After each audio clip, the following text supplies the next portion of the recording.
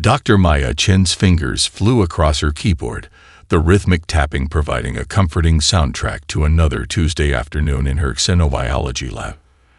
Outside her window, autumn leaves danced across the university quad, but Maya barely noticed. Her current paper on theoretical first contact protocols was due by the end of the week, and she was deep in a paragraph about communication contingencies.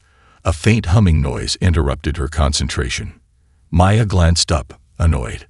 The sound grew louder, vibrating through her coffee mug and sending ripples across the surface of the dark liquid. Her annoyance turned to alarm as the air in the center of her lab began to shimmer and distort, warping the light like heat rising from asphalt. "If this is someone's idea of a prank," she muttered, reaching for her phone to call security. Before she could dial, the distortion expanded into a swirling azure portal, its edges crackling with energy that smelled faintly of cinnamon and ozone. Maya's scientific training battled with her instinct for self-preservation. She should run. She should definitely run. Instead, she grabbed her tablet and began recording. A slender, four-fingered hand emerged from the portal, followed by another, then a third and fourth. The silver-skinned being that stepped through had to duck its 7-foot frame beneath the doorway of light.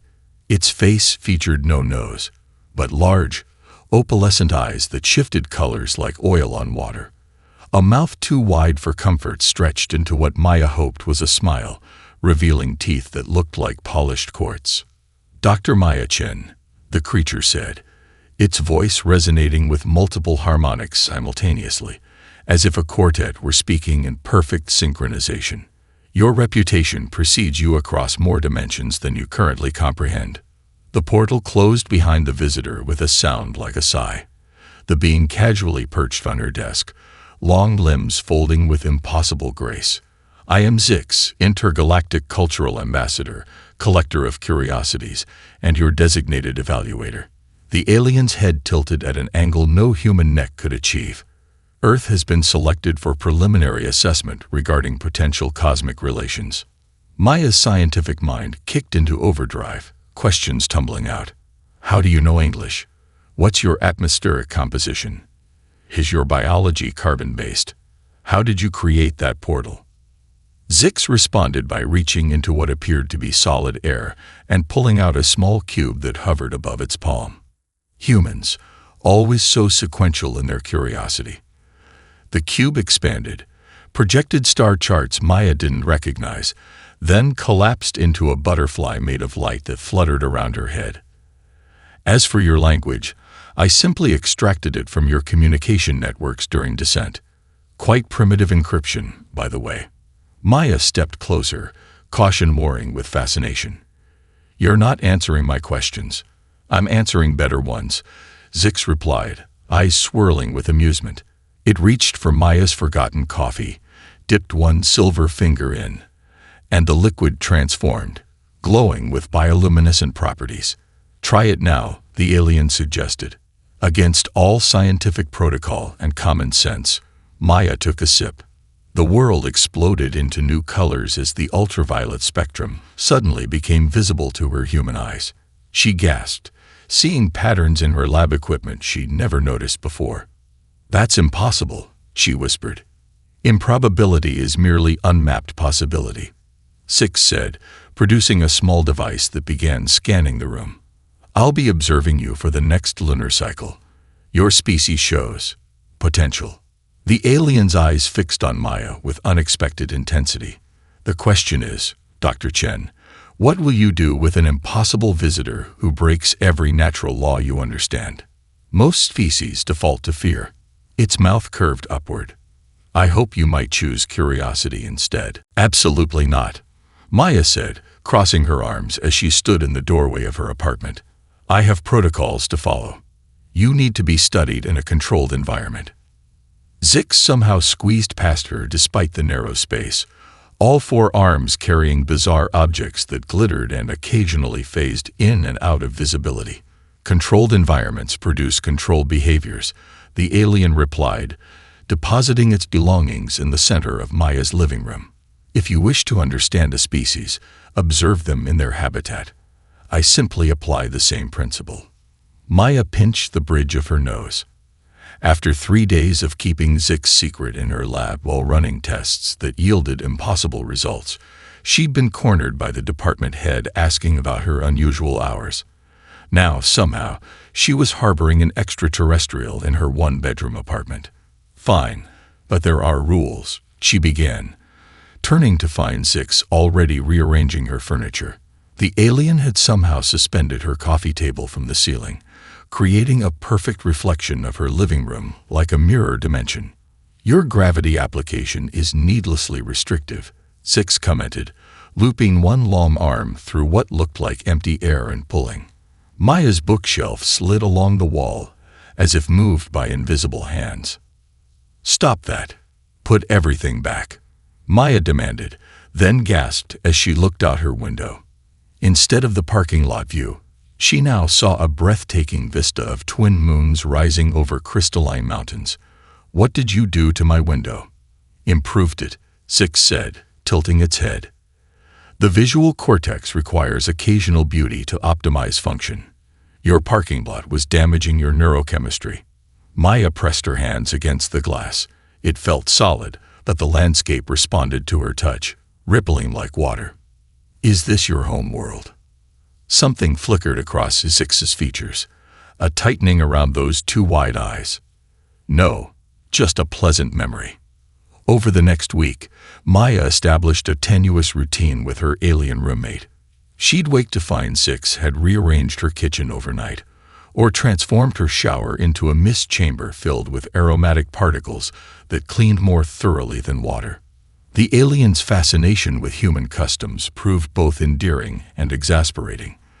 Zix spent 3 hours entranced by soap bubbles, manipulating them into complex geometric patterns. When Maya introduced streaming services, Zix became emotionally invested in cooking competitions, questioning why humans voluntarily created time constraints for food preparation.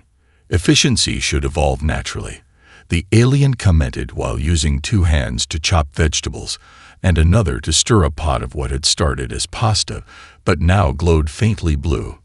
"Your species deliberately invents obstacles." "Fascinating." Maya's colleague Sophie visited on Friday, forcing Maya to hastily introduce Zix as Dr. Z, a researcher with a rare condition, to explain the silver skin and extra limbs.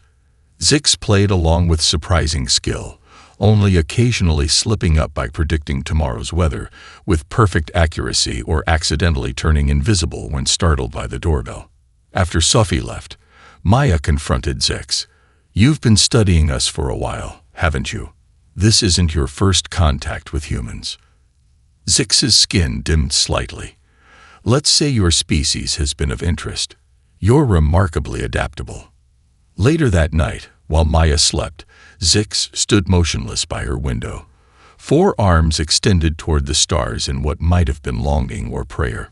One by one, the alien extracted small vials of collected DNA samples from residents in Maya's building, examining them with an expression too complex for human categorization. "Forgive me," Zix whispered to the sleeping scientist.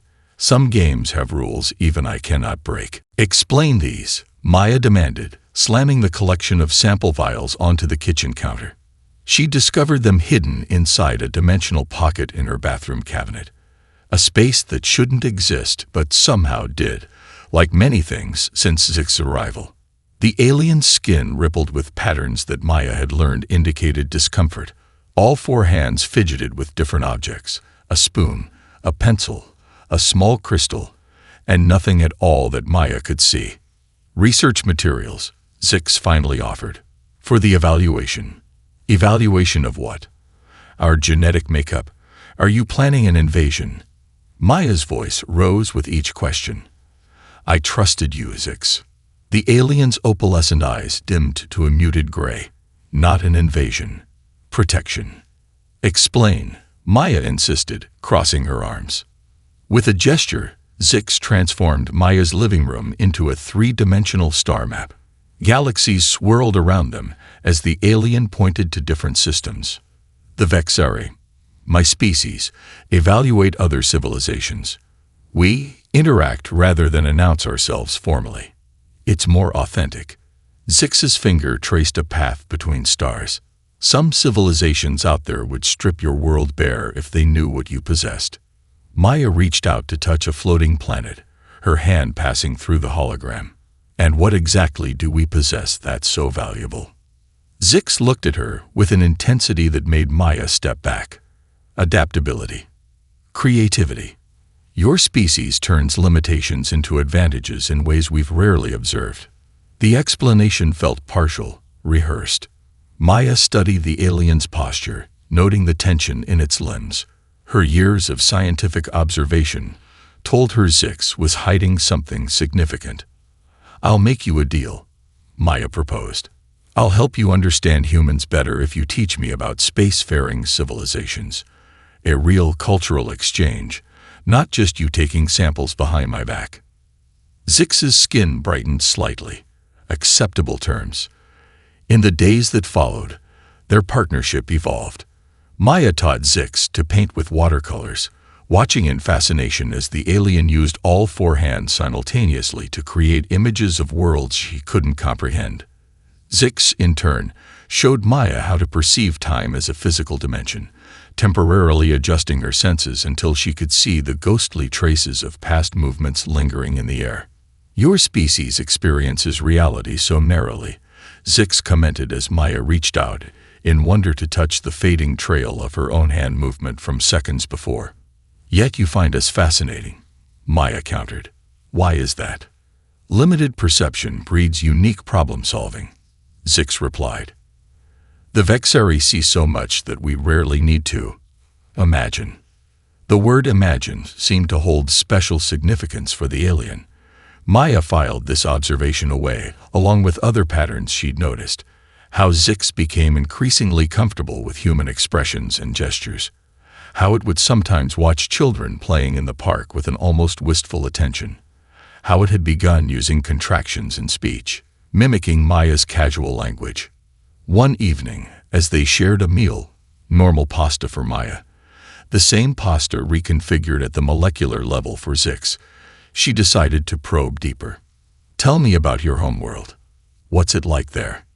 Instantly, Zix's bright silver skin dimmed to ashen gray. All four hands went still. "It's orderly," the alien said after a long pause. "Efficient. That doesn't sound like you," Maya observed gently. "You're anything but orderly." Zix's eyes shifted through dark, troubled colors. "Perhaps that's why I'm here and not there."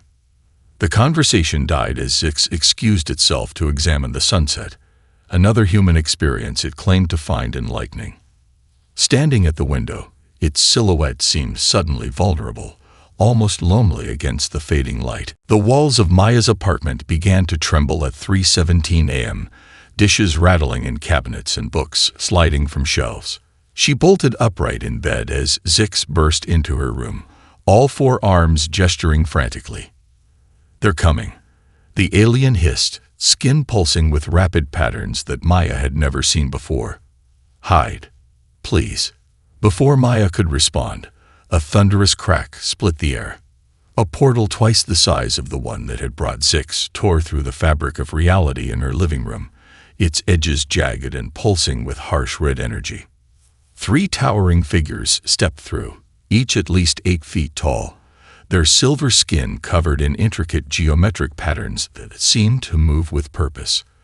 Unlike Zix's fluid movements, these Vexari moved with precise, almost mechanical efficiency.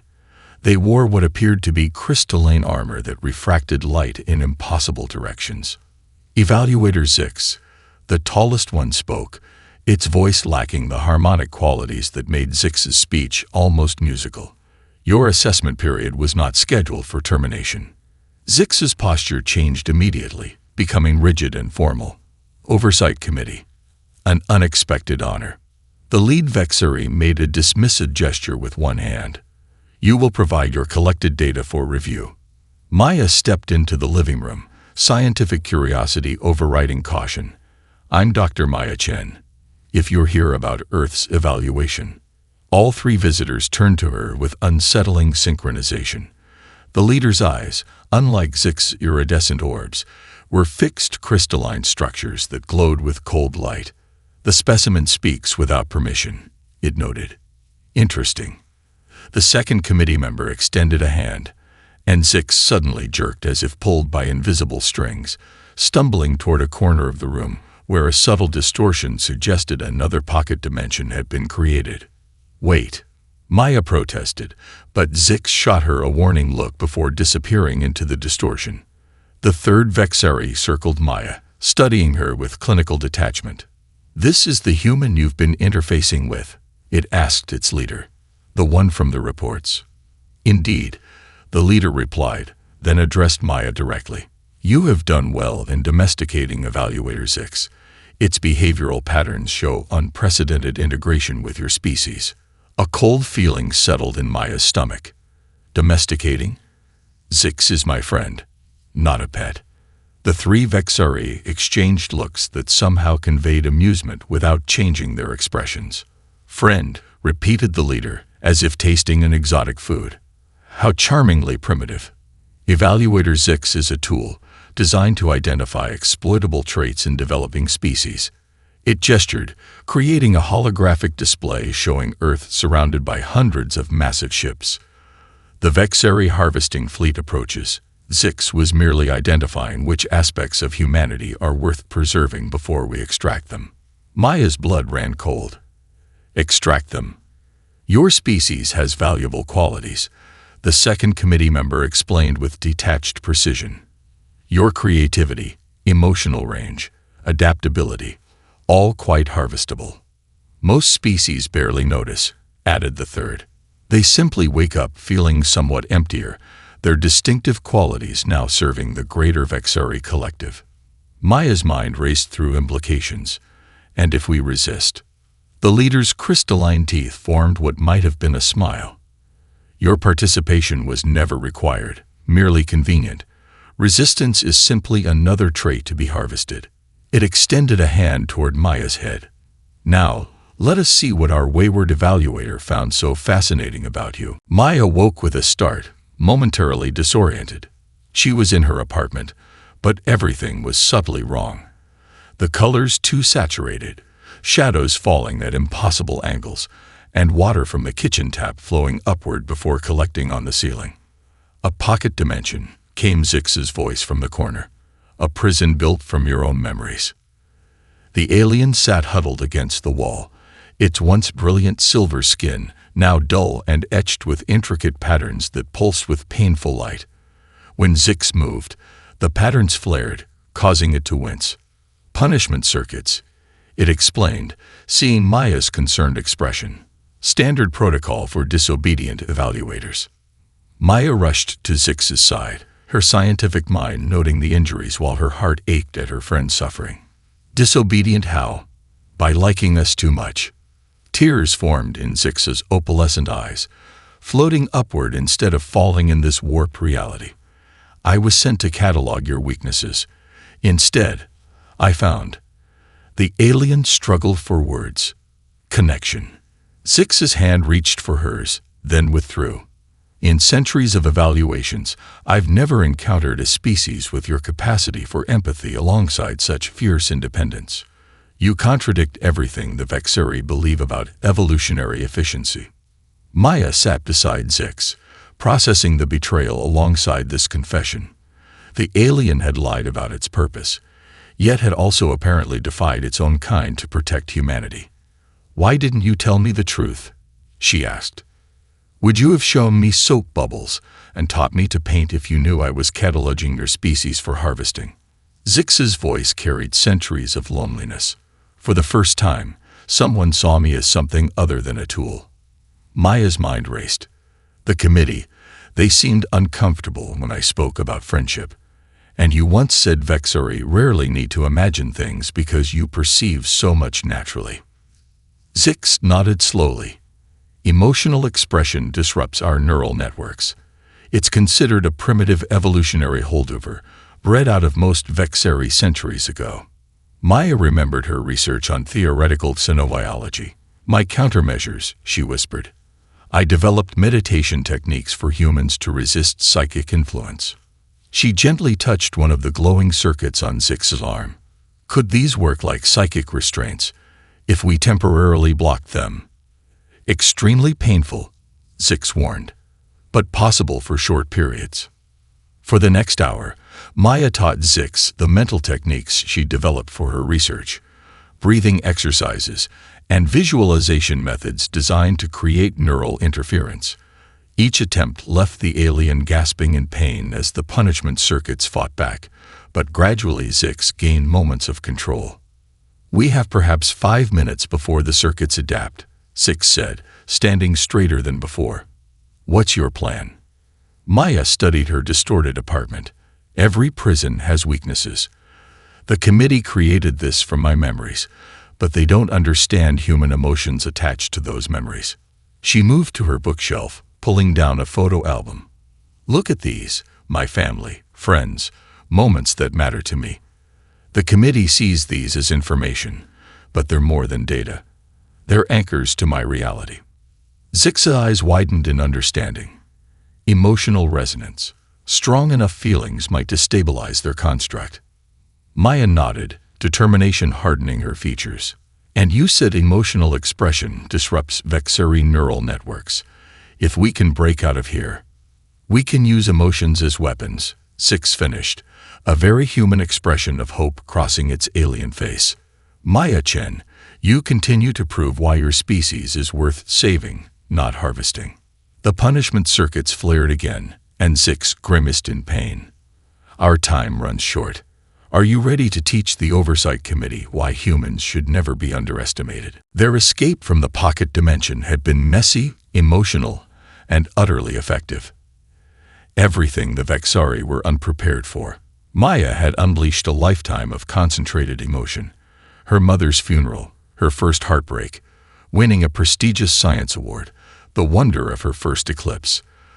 The dimensional walls had crumbled as Zix channeled those emotions through its temporarily unblocked neural pathways directly at their captors. The committee had recoiled, their crystalline armor vibrating at frequencies that threatened to shatter. In the confusion, Maya and Zix had fled through the weakened portal barrier, emerging in Maya's real apartment just long enough to grab essentials before racing into the night. Now, 3 days later, they sat in an emergency meeting at the United Nations headquarters, facing a room of skeptical world leaders and military officials. "You expect us to believe an alien invasion force is approaching Earth to steal our feelings?" General Santos asked, tapping his pen impatiently against a stack of papers. Maya connected her tablet to the projection system. "Not just feelings, fundamental traits that make us human. Our creativity, our emotional range, our adaptability." Zix stepped forward, punishment circuits still visible but dormant since their escape. The alien had explained that the committee would need to physically recalibrate them to restore full function. "My species harvests what we cannot naturally develop," Zix explained. "The Vexari evolved to perceive reality with extreme precision, but lost emotional processing and creative adaptation in the process." A diplomat from Japan leaned forward. "Why should we trust you? By your own admission, you were sent as a scout." Zix's skin pulsed with patterns of regret and determination, emotions Maya had learned to read over their weeks together. "Test my claims," the alien suggested. "I can predict precisely where the committee will establish planetary beachheads based on standard Vexari protocols." The room fell silent as Zix projected a 3-dimensional map showing 7 locations around the globe.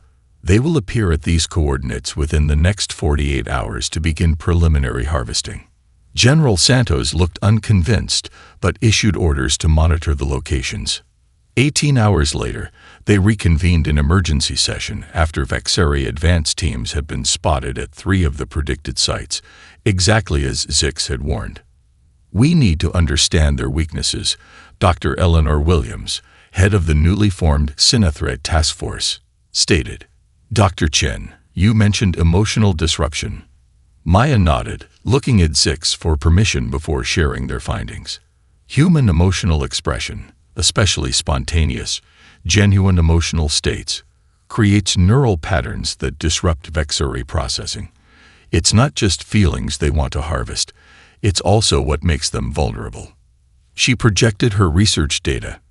During our escape, I noticed the committee members physically recoiling from displays of raw emotion. Zix helped me understand why. Their neural networks are highly ordered, almost crystalline in structure. Our emotional patterns introduce chaos into their systems. Dr. Williams leaned forward. You're suggesting we fight them with feelings. Not just feelings, Maya clarified. Creative expression. The unexpected. Everything that makes humanity brilliantly unpredictable. Scientists and military personnel began arguing about practical applications until Zix raised all four hands for silence. Consider what Maya accomplished with only her memories and emotions, the alien said softly. Now imagine that power amplified across billions of humans, each with unique emotional landscapes and creative potential. Maya noticed something she'd never seen before. Zix's skin now displayed patterns remarkably similar to human expressions. The alien was adopting human emotional signaling. The Vexari fleet approaches to harvest what makes you human, Zix continued. They never considered it might also be what destroys them. The Vexari fleet appeared at the edge of the solar system exactly as Zix had predicted. 73 ships arranged in a perfect geometric formation that human astronomers described as disturbingly beautiful. Their approach was methodical, precisely calculated to minimize detection until they reached Jupiter's orbit. What they didn't expect was humanity's welcome message. Transmitting now, Dr. Williams announced from the command center beneath Geneva. The massive array of specialized transmitters they'd constructed in just 2 weeks come to life, broadcasting directly toward the approaching fleet. Maya squeezed Zix's hand, a gesture that had become natural between them. Will it work? The alien's skin flickered with anxiety patterns. The committee will have warned them about potential emotional weapons, but they can't shield against something they fundamentally don't understand. On dozens of screens around the command center, they watched the carefully curated stream being broadcast to the Vexari fleet. Children's laughter mixed with jazz improvisations, poetry recited over mathematical paradoxes, dance performances alongside quantum physics theorems deliberately containing unsolvable elements. First contact. A technician announced as the lead Vexari ship responded with a precisely modulated signal. The message that appeared on their screens was coldly efficient. Sie ist ransomessen. Prepare for harvesting. They're trying to shield against it, Zix observed, watching telemetry from the approaching ships. But look, their formation is already showing micro-disruptions. The fleet's perfect geometric arrangement had indeed begun to waver, ships drifting minutely out of position as their neural-linked systems encountered processing conflicts from the human transmissions. General Santos entered the command center with grim news. The committee has been spotted at primary targets. They're establishing harvesting stations. Maya checked her specialized equipment. We need to amplify the effect. Start the global broadcast. Around the world, television and radio stations, internet platforms, and even specially equipped drones began transmitting the same carefully designed stream of human creativity and emotion. Museums opened their doors for live performances beside great works of art. Schools gathered children to sing and tell stories. Every expression of humanity's chaotic, beautiful, unpredictable nature was broadcast at the invaders. In the command center, alarms blared as a Vexari shuttle broke through Earth's atmosphere, heading directly for their location. They've identified the source, General Santos shouted above the noise. Evacuation Protocol Alpha. Maya grabbed her equipment and turned to Zix. This is it. Are you ready?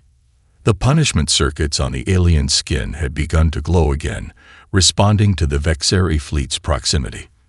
Pain etched across Zix's features, but determination shone stronger in those opalescent eyes. The neural link goes both ways, Zix said, voice strained. If I can establish connection with the committee, I can show them everything I've experienced here. Not just information, but how it felt. That could kill you.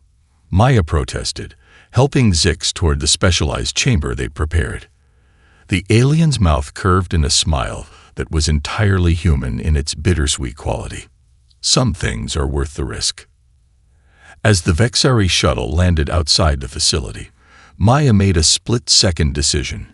She placed the neural interface on her own temples alongside Zix. "What are you doing?" the alien gasped. "You showed me how to perceive time as a physical dimension," Maya replied, activating the system.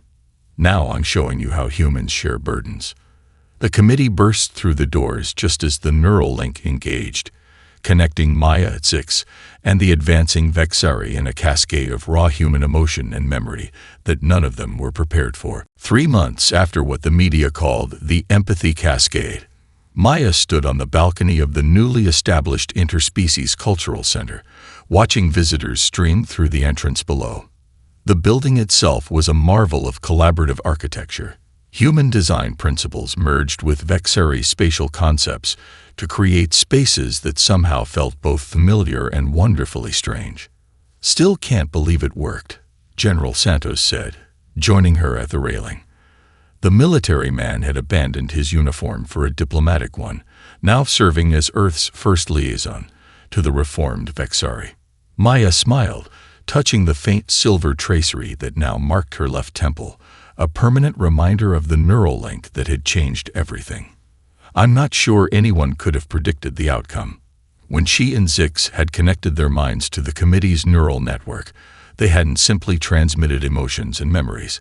They had created a feedback loop that cascaded through the entire Vexari fleet. For a species that had evolved away from emotional processing, the sudden immersion in centuries of human feeling, love, grief, wonder, anger, hope, had been both devastating and transformative. The committee members had collapsed, their neural systems overwhelmed. The fleet had fallen into disarray, some ships retreating immediately, while others simply drifted, their crews incapacitated by the emotional equivalent of sensory overload. And Zix, beautiful, mischievous Zix, had emerged fundamentally changed. The neural link had permanently altered the alien's consciousness, creating a hybrid perspective that was neither fully Vexari nor human, but something gloriously new. "Your 10 o'clock appointment has arrived," her assistant announced from the doorway. "The Vexari delegation is ready for today's cultural orientation." Maya nodded and made her way to the main conference room, where 20 Vexari sat with perfect posture, their silver skin showing the first tentative patterns of emotional expression. These were the ones who had chosen to stay, those who, like Zix, had been transformed by their exposure to humanity and requested asylum on Earth. "Welcome," Maya began, activating the holographic display. "Today we'll explore human artistic traditions, from ancient cave paintings to modern performance art." The door opened, and Zix slipped in, offering Maya an apologetic smile for being late. The alien's appearance had subtly changed over the past months, its movements more fluid, its skin constantly shifting with emotional patterns that even humans could now begin to read. After the session, as the Vexari delegates filed out discussing impressionist paintings with surprising enthusiasm, Zix approached Maya. "The fleet is officially beyond Neptune's orbit," the alien reported. "The new Vexari Council has formally recognized Earth's protected status.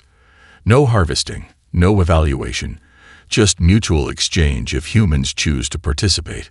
Maya let out a breath she hadn't realized she was holding. It's really over then. This chapter, perhaps. Zix's eyes swirled with colors that Maya had learned meant affection. But the story continues. The galaxy is both more wondrous and more dangerous than your species imagines. A reporter approached them, tablet in hand. "Dr. Chen, a moment for the Global Times. Readers want to know, after everything that happened, do you truly trust your alien companion?"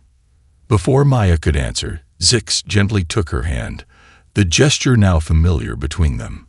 "Trust is a journey we create together," the alien said, voice resonating with harmonics that somehow carried both Vexari precision and human warmth. "Humans taught me that connections grow stronger when tested, not weaker." Then, unable to resist, Zix produced a holographic butterfly that landed on Maya's nose and exploded into a shower of tiny stars. "But I will always have tricks," the alien added with that now familiar mischievous gleam. "After all, I'm your alien playmate for life. And now you're mine."